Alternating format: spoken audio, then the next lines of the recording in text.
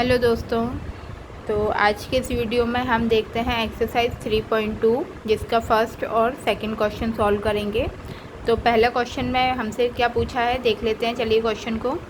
तो सबसे पहले हमें क्वेश्चन में दिया है कि निम्नलिखित के प्रत्येक का उत्तर दीजिए। पहला इसके फर्स्ट पार्ट है, कार्तिकीय तल में किसी बिंदु की स्थिति निर्धारित करने वाले क्षैतिज और ऊर्ध्वाधर रेखाओं के नाम क्या हैं। तो इसमें हमसे पूछिए है कि एक जो हमारा ये कार्तिकीय तल है, हम इसके लिए आकृति 3.11 देखते हैं। तो ये कार्तिकीय तल है। अब इसमें पूछा है क्षैतिज और ऊर्ध्वाधर रेखाओं के क्या क्या नाम हो सकते हैं।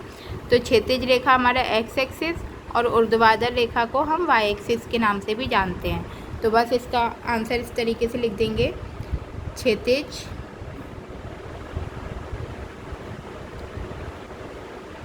क्षैतिज रेखा को हम या तो एक्स एक्सिस भी बोल सकते हैं, एक्स अक्ष। और दूसरा हमसे ऊर्ध्वाधर का दूसरा नाम पूछा है, तो ऊर्ध्वाधर को हम बोलते हैं वाई अक्ष।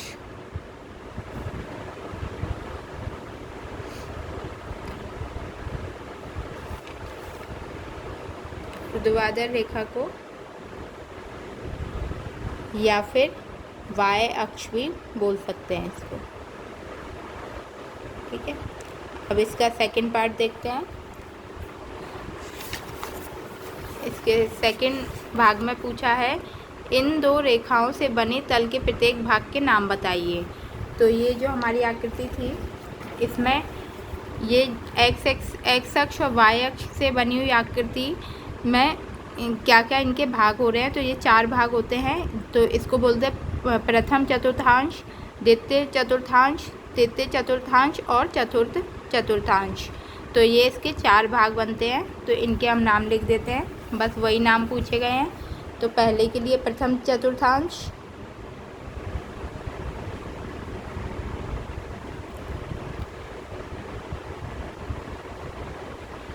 सेकंड द्वितीय चतुर्थांश,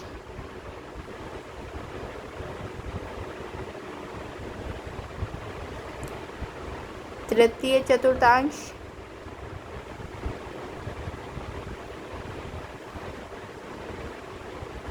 और चतुर्थ चतुर्थांश।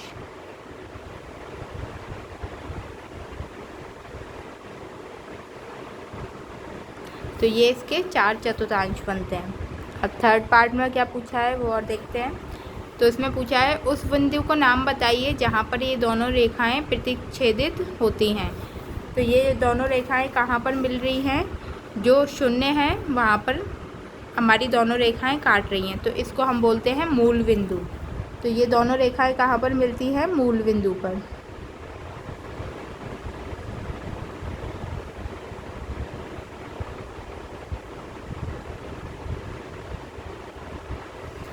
तो मूल बिंदु पर ये दोनों रेखाएं मिलती हैं। अब देखते हैं क्वेश्चन नंबर सेकंड। तो सेकंड के लिए हम इसका आकृति दी है 3.14, उसको देखते हैं। तो चलिए देखते हैं क्वेश्चन नंबर सेकंड। तो सेकंड में हमें ये एक आकृति दी है और इस फिगर से हमें ये सारे क्वेश्चनों के आंसर देने हैं। तो सबसे पहले हम देखते हैं कि इसमें फिगर में पूछा गया है कि बी के निर्देशांक बताना है। तो बी हमारा कहाँ पर है, ये। तो बी के निर्देशांक क्या हुए, एक्स एक्सिस और वाई एक्सिस पे बताना है। तो हम देखेंगे, सबसे पहले इसको मैं इस तरीके से कर लेती हूँ। अब चलिए, तो बी यहाँ पर है। बी के निर्देशांक क्या हैं, एक्स एक्सिस पर वाई एक्सिस पर 2 है और एक्स एक्सिस पर -5। तो इसके निर्देशांक हो जाएंगे -5 और 2। ठीक है। अब सेकंड पूछा है हमसे, सी के निर्देशांक बताना है। तो सी हमारा कहाँ पर है, ये है। तो सी के निर्देशांक क्या होगा, एक्स एक्सिस पे 5 है और वाई एक्सिस पे -5। तो ये हो जाएगा 5 -5। ठीक है। सेकंड पूछा है, निर्देशांक -3 और -5 किस बिंदु पर है। तो -3 और -5 जो है वो हमारा -3 एक्स एक्सिस पर -3 ये है और वाई एक्सिस पे -5 ये है, यानी कि ये ई पॉइंट मिल रहा है यहाँ पर। ठीक है। अब अगला पूछा है निर्देशांक 2 और -5 द्वारा पहचाना गया बिंदु। तो 2 x एक्सिस पर 2 जाएगा और y एक्सिस पर -4। तो 2 और -4 कहाँ पर मिल रहे हैं? G पर। तो ये हमारा G पॉइंट हो जाएगा। अब नेक्स्ट पूछा है D का भुज बताइए। तो D का भुज क्या होता है? भुज हम x अक्ष को भी बोलते हैं, जहाँ पर x 0 हो और y पॉइंट में जा रहा हो। तो यहाँ पर D का भुज क्या हो गया? 6। और पूछा है अगला, बिंदु H की कोटि बताइए। तो कोटि हम y एक्सिस को भी कोटि बोलते हैं। तो H की कोटि क्या हो गई हमारी? H यहाँ पर है, तो इसकी कोटि क्या हो जाएगी? -3। इधर लिख लेते हैं, नहीं तो बाद में कन्फ्यूज़न होगा। कोटि -3 और भुज 6। ठीक है। बिंदु L के निर्देशांक बताना है। तो L यहाँ पर है, इसके निर्देशांक बताने हैं। ये 0 पर है, तो ये क्या हो जाएगा? इसके निर्देशांक L के 0 और 5। और M के निर्देशांक पूछें तो M कहाँ पर है? यहाँ पर, यानी कि x एक्सिस पर 0 है, तो ये हो गया -3 और 0। तो इन सबको हम इधर लिख लेते हैं, सबके आंसर। तो पहला था B के निर्देशांक। तो B के निर्देशांक थे -5 और 2। नेक्स्ट पूछ रहे थे C के निर्देशांक। तो C के थे 5 और -5।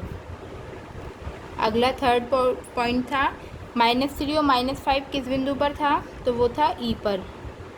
फोर्थ पार्ट था 2 और -4 किस बिंदु पर था? तो वो G।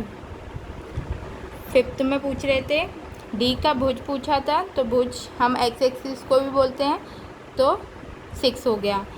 और H की कोटि पूछी थी। तो H की कोटि मतलब y एक्सिस। तो y एक्सिस पे H क्या था? -3। अगला है L के निर्देशांक पूछ रहे हैं। तो L के निर्देशांक हो रहे थे हमारे 0 और 5, यानी कि L के निर्देशांक 0 क्यों हुआ? क्योंकि ये क्षैतिज रेखा पर था, इसलिए x 0 है और y इसका 5 बन रहा था। और इसमें पूछा था बिंदु M के निर्देशांक। तो M में भी क्या था? y जो था वो क्षैतिज रेखा पर था। तो क्षैतिज रेखा पर जो भी बिंदु होता है वो उसको 0 मान के चलते हैं। तो y के निर्देशांक हमारे आ रहे थे -3 और 0। तो ये इसी के साथ हमारा ये सेकंड क्वेश्चन भी पूरा होता है। अगले वीडियो में हम नेक्स्ट एक्सरसाइज सॉल्व करेंगे। जब तक के लिए धन्यवाद।